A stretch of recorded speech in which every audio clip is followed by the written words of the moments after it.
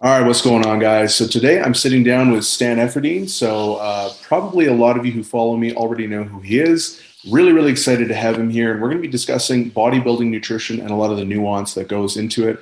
Now, for those of you who do know who Stan is, you'll know that he's really, really big into the nutrition scene. He's kind of spearheaded the vertical diet and created a lot of really cool things around nutrition. So, Stan, first off, thanks so much for jumping on. Really, really excited to have you here. Can you give a quick intro for those who maybe aren't familiar with who you are? Yeah, for sure. Stan Efferding, founder of the Vertical Diet. I was a skinny kid, 140 pounds in college, wrestled 98 and 106 in high school. And I just wanted to be a pro bodybuilder. And so I've been a professional dieter all my life. I've gained and lost, I think, well in excess of 1,000 pounds throughout my 30 years of competing, since going back as far as 1986. I've spent a lot of times on both ends of the spectrum, bulking up in excess of 300 pounds multiple times since as far back as the early 90s. And of course, dieting down for bodybuilding competitions and getting as lean as possible, probably 5%, 6% fat, to compete as an IFBB pro bodybuilder. So I've then kind of transitioned now over the last probably 9 years since retiring. I'm 54 now, into helping other athletes learn some of the hard lessons that I learned simply by trial and error initially, back before the internet existed. How to gain weight and lose weight, both men and women, for competing and for performance, and then also just dad bods and soccer moms. The vertical diet's kind of known worldwide now. It's helped thousands of people just lose weight and feel great.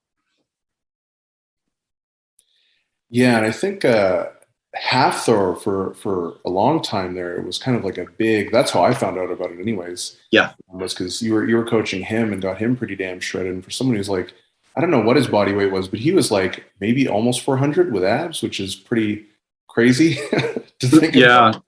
Yeah. And that was an example of when I got a hold of Hafthor, he was 440 pounds. Mhm. And he was a little over heavy. I've always said that powerlifters and strongmen and even football players in the off season, they should periodize their weight. They should lose a little weight to correct metabolic syndrome, which is something that I certainly experienced when I was bulking. Metabolic syndrome would be things like fatty liver disease, high blood pressure, high blood sugars, those kinds of things. And usually weight loss is the number one way to cure that. But strength athletes and strong men, et cetera, they're not really interested in weight loss necessarily. So we just got to try and look at it in terms of a kind of a long-term plan to periodize their weight. So I brought him down about 7% of his body weight into the 390s. And then we bulked him back up for competition. But in the process, we were able to significantly improve a lot of those biomarkers, his liver health, using blood tests, obviously his blood sugars and blood pressure. And the same thing would be true of, say, Lane Johnson from the Philadelphia Eagles, when he was having trouble with his blood pressure and he needed to gain weight. We implemented some strategies that would help him improve that. Kind of my high blood pressure quick fix kit that I've been screaming about to everybody, because that's probably the single most important thing for the meatnecks, for my big powerlifting buddies out there to pay attention to. So yeah, those are fun times. And Hoffer ultimately ended up, north of 450 pounds to set that 1,100 pound deadlift record, and then dieted down to 340, I think, to box in that boxing match. So he's moved around quite a bit. Yeah. And honestly, one thing you said there that I think will go over most people's heads is the longevity piece. Like, so I'm 272 right now. And the one thing that I can definitely say as a bigger athlete is, I think I have a lot more appreciation of a lot of like the health pieces, just because I think it kind of ends up sort of exaggerating things. Like when I was smaller, falling down, running, all these things, it doesn't have that big of an effect. But if I fall down now, like it actually hurts, as stupid as that sounds. And I think that a lot of the health issues tend to be a little bit more magnified. And so you kind of have to start taking that stuff seriously. And like, I've been a huge believer of, whenever you look at the athletes that are the most jacked, the most ripped, the strongest, whatever, they've been doing it for like 20 years. And so if you're really serious about this, and this is something that's part of your lifestyle, you really do have to think about longevity. And I think, unfortunately, like, when I was in my early 20s, that certainly wasn't something that I ever thought of. Now I'm 33. And so obviously it's a lot more of a, preventative pieces are make up a much more significant part of my programming, even in addition to just even outside of the diet. And so I Of just course. want to stress that. Yeah. And remember, I ultimately set my, my last world record. I was 45 years old when I totaled the 2303. It was 275 class. And if not purely by accident, one thing I did throughout my career is I had well over 100 blood tests. I did that quite frequently. I use Marek Health, M-A-R-E-K, health.com. I've used a lot of providers over the years to get online blood tests, but these folks were about half the price. And usually cost is a barrier to entry. People just don't want to spend $300-400 for a blood test. And so these folks put forth a really comprehensive panel that was only $140. I wish I had that, 10 years ago, because I've spent thousands and thousands of dollars on blood tests. And so I learned a lot of lessons along the way. But as mentioned, maybe just retrospectively and purely by accident, because I was competing in both bodybuilding and powerlifting, I wasn't staying heavy all year round. And most of these metabolic syndrome problems occur with the excess body weight. That seems to be the primary driver. I've said many times that 95% of health benefits are realized simply from weight loss itself, irrespective of the diet. And we found that true with the McDonald's diet, the 7-Eleven diet, the Twinkies diet. They all showed improvements in biomarkers simply with weight loss itself, including reduced blood pressure, lipids, blood sugars, all of those things simply from weight loss. And since I was bodybuilding and powerlifting both, I would go back and forth from gaining weight to losing weight. And that's kind of how I happened upon my theory that periodizing your weight is very important for maintenance of your health long term. Having said that, there's a difference between health and fitness. I've said that fitness is the ability to perform a particular duty or task. The fitness level required to be world's strongest man is not healthy. So what you want to do is mitigate the damage as best you can for as long as you can, understanding the last 30 to 60 days before a competition. And this would be true of a female bikini competitor as well. You put yourself into an arena that will compromise your health to some degree. And the goal would be to minimize that or postpone it as long as possible. And on the side of the chronic dieters, or even the maybe your ultra endurance female athletes in college, that would be in the case of, say, the female triad, a chronic calorie deficit, anemia. They experience some of those problems: low thyroid, hair loss, cessation of the menstrual period, amenorrhea.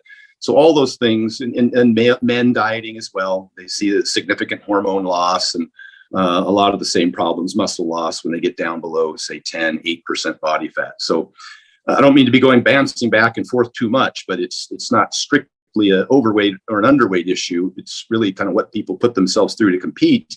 And it may be necessary. And I don't want to frighten people, but I want to say that if you can minimize that window and the duration and the degree of these adverse effects, then you should do that as much as possible. And you should be able to actually improve your performance and lengthen your career as a result. That's actually pretty interesting, because I think that I have heard of sort of like a weight periodization model that you're talking about, but it's not something that I've really ever tried or really seen many people do. And I mean, it makes sense what you're saying, right? Because that's definitely something that I've noticed, just even being heavier, it's just harder on your body in general. I'm still nowhere near where I need to be right now. I am kind of cutting down a little bit, but that's kind of an interesting thing. I'm looking forward to sort of experiment a little bit more with that. It should be somewhat of an oscillation where you bulk in the diet, because every time you gain weight, even if you're trying to gain muscle, you're going to gain some degree of fat. Obviously, your strategy, your calories and macros, and the pace at which you gain weight is going to have a pretty significant effect on how much fat you gain. And when you lose weight, you're going to lose some muscle tissue, and your diet and your sleep and your training and the pace of weight loss is going to dictate how much muscle you lose while you diet. So both of those, it just doesn't help to dirty bulk or to crash diet. It just puts you in a worse position long term. So there are methods that we can use to improve the outcomes on both ends, but it's not a significant weight loss. I mean, I say that, but you and I, as people who scrape for every pound of muscle and hate to see it disappear on a diet, I get it, because I was undersized, and my challenge throughout my career was holding on to weight. So it was really hard when I dieted down for bodybuilding shows, particularly doing it incorrectly, historically. Too much cardio, too much calorie restriction, maybe even just too much restriction of foods in general. I would lose a significant amount of muscle and get real stringy. But the weight loss, and I don't want to spin this off into the general population, because we're talking more specifically about athletes. But in terms of metabolic syndrome and liver health primarily, which is kind of the primary driver of metabolic syndrome, is fatty liver, which ultimately becomes insulin resistance and then high blood pressure and high lipids. About a 7% weight loss can resolve about 95% of fatty liver, as seen with biopsy. So a 300-pound individual would only need to lose 20 pounds. And so I'm trying to make that effort seem reasonable and achievable. And generally, if you're 300 pounds, you probably have about 20 pounds you could lose without compromising performance significantly if you do it, in a smart way, slowly, with sufficient protein and resistance training. I don't think you would compromise your performance very much. I found that I wasn't any stronger weighing 305 than I was weighing 280 and cutting to 275. I didn't see any increase in strength between that, because that was kind of the max for my body. Somebody taller, like a Hafthor, he needed to be north of 400 to perform at that level with those weights for the world's strongest man. Yeah, no, that makes sense for sure. I guess in my specific context, it was more like I got big. I was big for a long time, and then I started working with a nutrition coach. I'm still with a nutrition coach, actually. And that was my very first coach. And I started with him at about 285, and a year later, I'm 272. So it's not that big of a difference. But in terms of the photos and the body compositions, it's like such a dramatic change. Yeah. And like how I feel on a regular basis. And it's funny because a lot of the stuff is stuff that you recommend as well, right? With like making sure you're getting a certain amount of steps in throughout the day, especially being a bigger guy, just for your aerobic fitness and stuff like that. Eating, going for walks, like little things like that, just breaking up your day sitting down. Because I sit down, I do research all day basically. So I'm at my computer. And little things like that are really, really tremendous for dieting. And it's funny because that has nothing to do with dieting directly. That's all just kind of the practical lifestyle stuff that I think really helps bolster a lot of those results. So before we get into some of the dietary stuff, can you talk a little bit about some of the lifestyle variables that you really think are important for, bolstering adherence, really biasing certain results that you've seen with your athletes as well? Yeah, what you just said right there is important. When Rob Kearney, World's Strongest Guy, came to me last year to try and set that overhead American record in the log press, it was I think we were only 6 weeks out, maybe 8 weeks at the most from the attempt.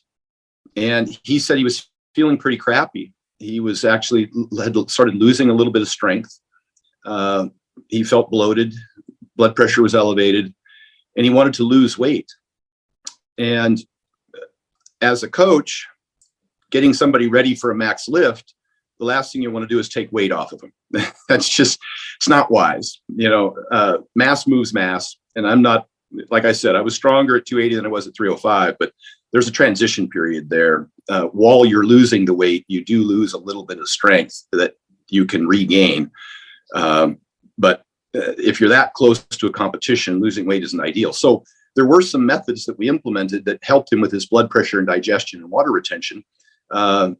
As you were asking about specifically, in terms of blood pressure, if we can, depending on what they're eating, generally, if they're that heavy, 280, 285, they're eating a lot of fast foods or packaged foods, pizza and that kind of thing. And so their sodium's just way too high for their workload.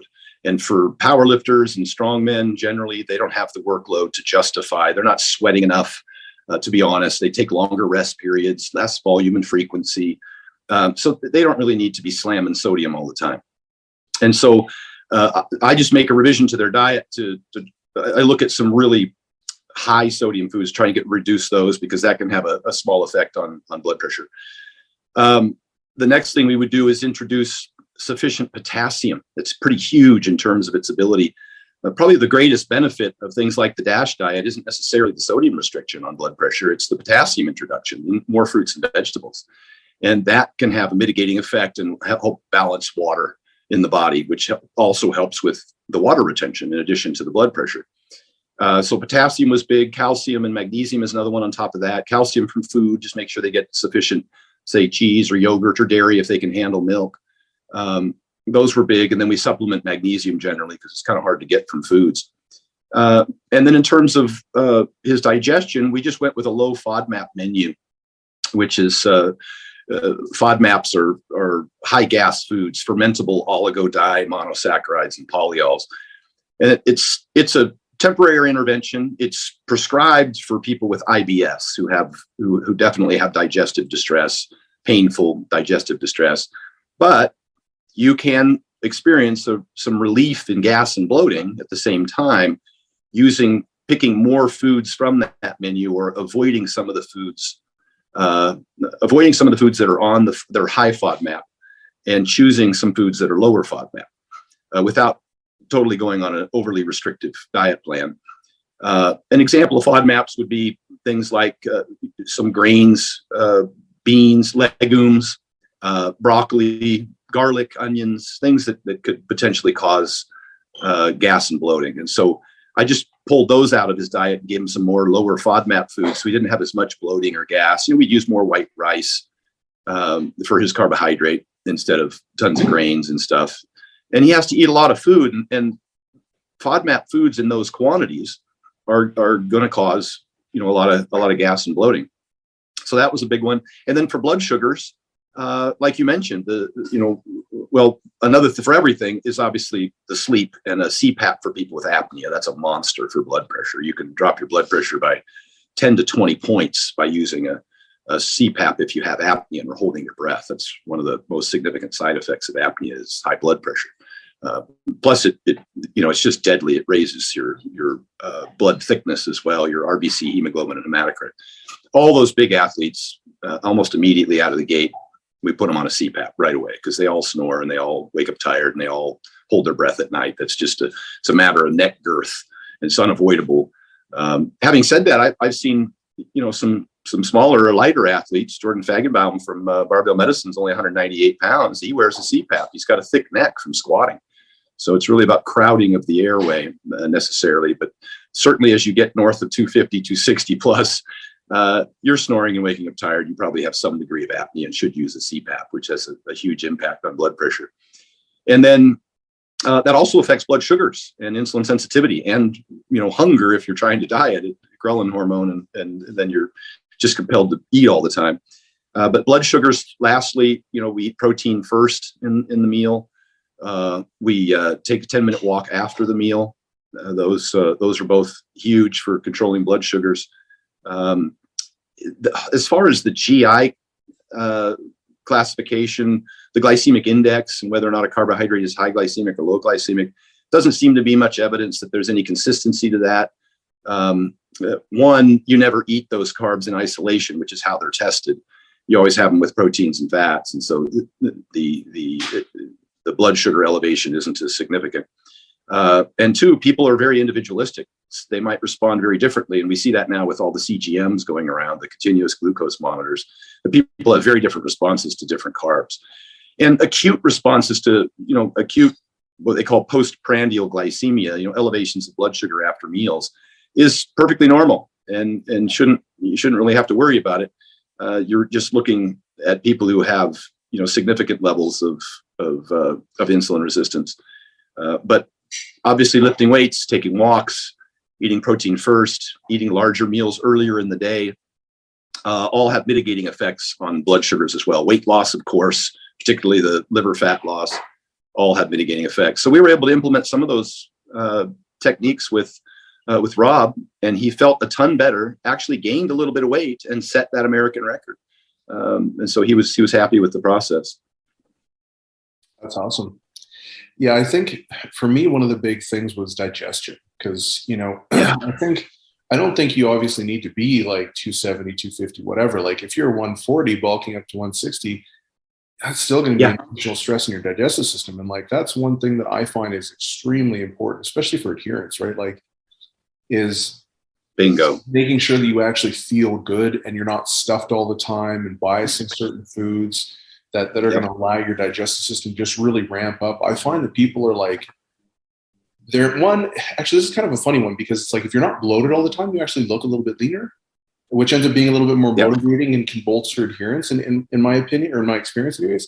So there's like little things like that, just better adherence because you just feel better, you're happier, the process is less miserable, like all these different things that don't really have as much to do with your actual body composition changes, but practically they're pretty important as well. And not a lot of people really talk about digestion, especially in bodybuilding. It's just like, eat this, get lean, it's all like the macros. And obviously that stuff's very important. But I think a lot of those practical things from an adherence standpoint, an enjoyment standpoint, and a longevity standpoint can be really, really beneficial as well. In addition to all the stuff that you're saying about like FODMAPs and stuff like that, when those issues do crop up, for sure. So you talked a little bit about, dealing with some of the athletes. So assuming you're dealing with, let's say, a natural athlete, what does that intake process kind of look like? What are those kind of key indicators or pieces of information that you look for to kind of start out that initial dietary strategy for them? The big rocks are going to be calories first and foremost. If they want to gain weight, they have to be in a surplus. If they want to lose weight, they have to be in a deficit, period. There's no ifs, ands, or buts about it. And it's the primary driver of health outcomes with weight loss. And obviously for weight gain, there's no ifs, ands, or buts about it. There's no secrets, tricks, or hacks that can avoid the necessity to be in a surplus or a deficit. Having said that, you can go into a surplus, gain a little bit of weight, and then stop gaining weight because your metabolism will increase. Your body will start burning more calories in a day. And that's kind of where I was at, where I struggled a lot trying to gain weight. I would add a bunch of calories, gain a little weight, and then just dead stop. And then if you would start dieting too soon, I see this a lot when I work with physique competitors, men's physique competitors. They'll put on a little bit of weight in the off season, then immediately diet right back down for a show and end up with no net gain in lean muscle mass. Sometimes you have to hold on to that for a while to create what we kind of say unscientifically a new set point. And so that muscle, you don't lose that muscle very fast when you diet. And again, as mentioned earlier, there's strategies to gain more muscle than fat and lose less muscle than fat when you're going in either direction. Time being the key component. Is you're just patient and gain the muscle more slowly and lose the fat more slowly on either end. But the hardest part is the calories. I always say the training's the easy part, it's the fun part. For those people who are trying to gain weight, just eating enough. And it gets harder and harder and harder as you get bigger and bigger and bigger. And as your workload increases, obviously you're going to burn more calories. Guys like Hofthor, Shaw, and those guys that I've worked with,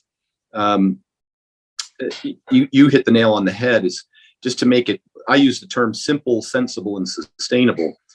You said adherence, and that's, I say compliance is the science. And one of probably the biggest thing that change that I was able to make, or the biggest thing that they felt made the most difference, was that the diet was easier for them to consume. It was just less work. They weren't as full as often. Their stomach felt better.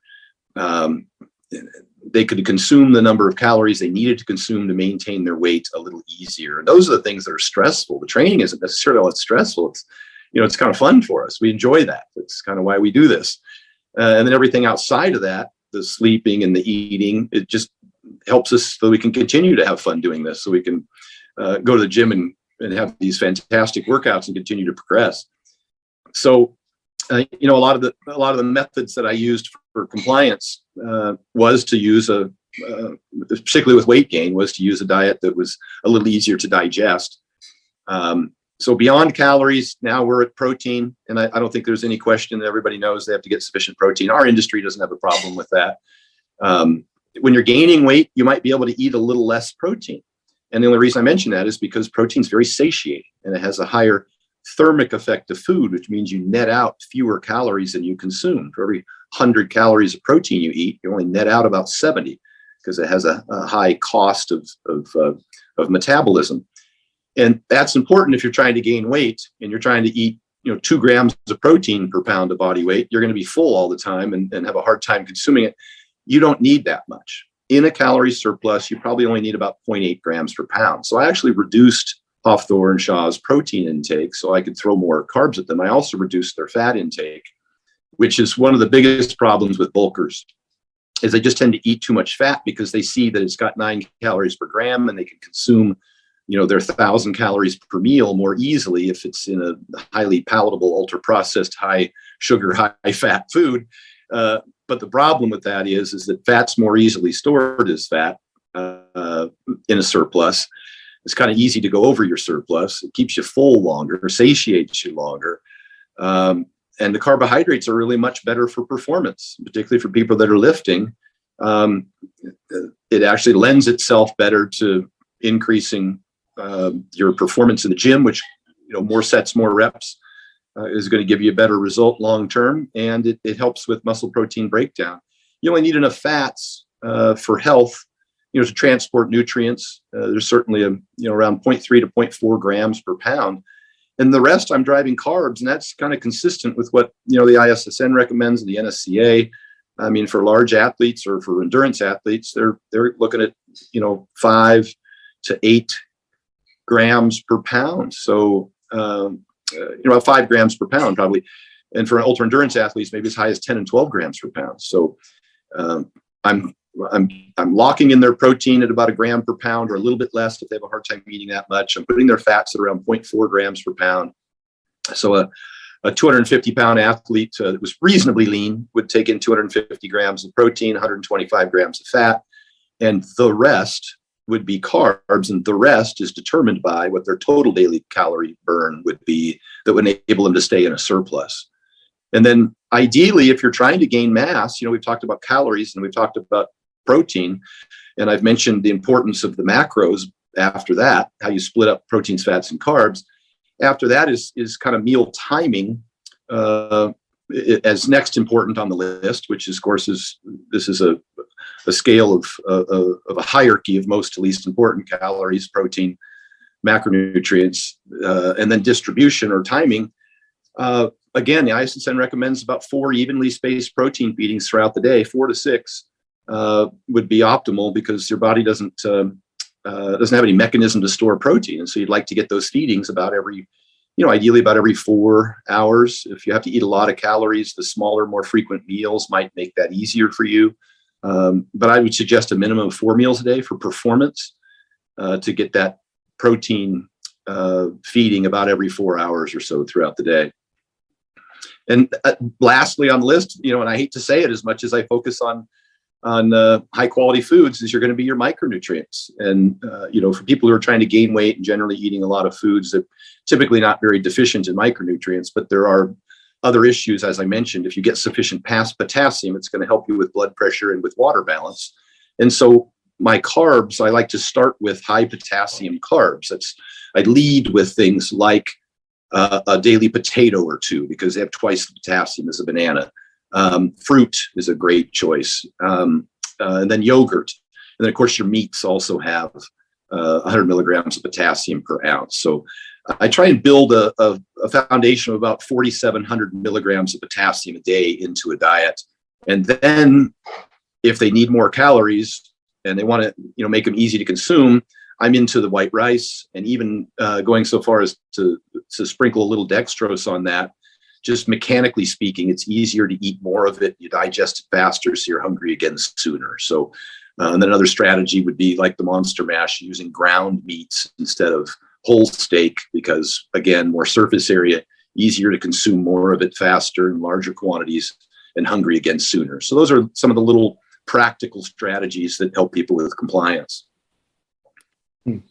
Awesome.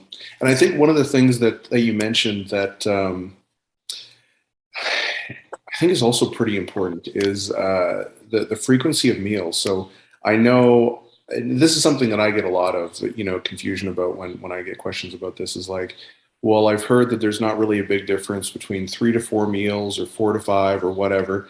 But a lot of the times that's like looking at, net protein balance or hypertrophy or whatever, but it's kind of not looking at any sort of the practical issues. Like if you imagine someone like Thor, I'm not sure how much he had to eat, but if you're going to try and eat all of that in 3 meals, it's like, good luck. There's just no way you're going to be able to do that and not just be a couch potato for the next like 5 hours after your meal.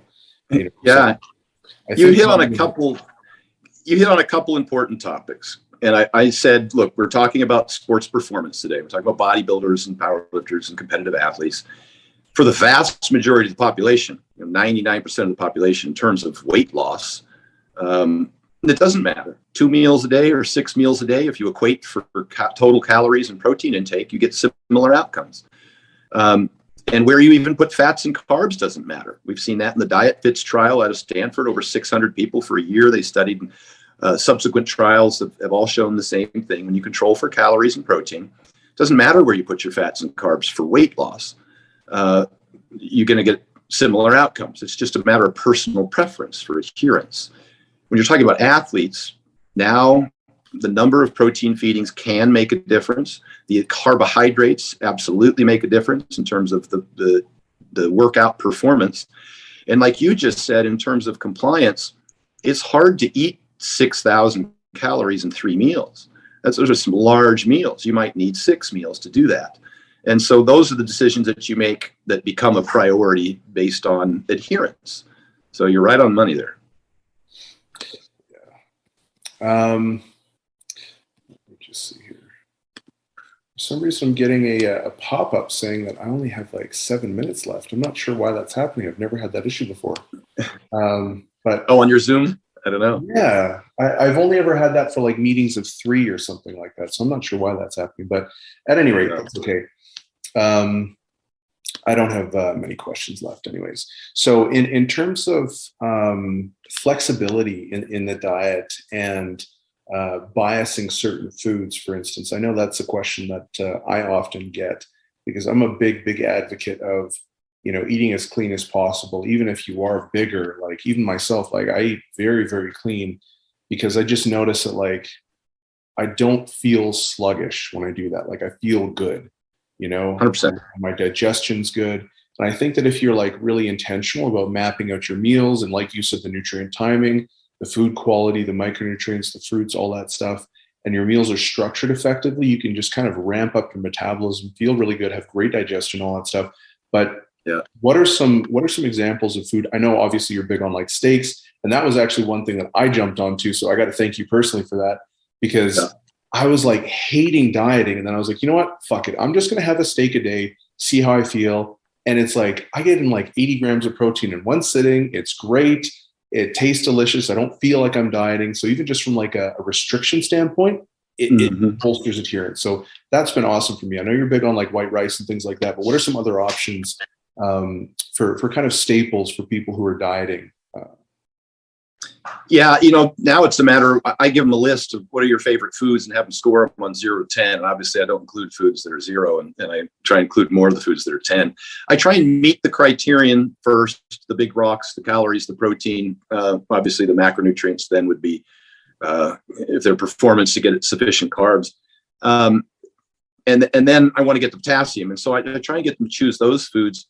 If they can meet their calorie surplus and eat a reasonable percentage, let's say 10%, 15% of whatever they want. And it doesn't impair, like you said, their ability to eat a subsequent meal or to eat adequate calories, doesn't give them too much gas and bloating, diarrhea. So it's kind of how I measure it is based on personal feedback on certain foods. Dieters, it's a little more difficult. When you're in a calorie deficit, you've got less room for, I guess I'd say, if it fits your macros, right? Because you're eating fewer calories, there's a greater opportunity for you to go into micronutrient deficiencies. You might not get sufficient potassium if you're eating just white rice and not the potato, because there's 1,000 milligrams of potassium in potato, and there's about 0 in white rice. The same could be true.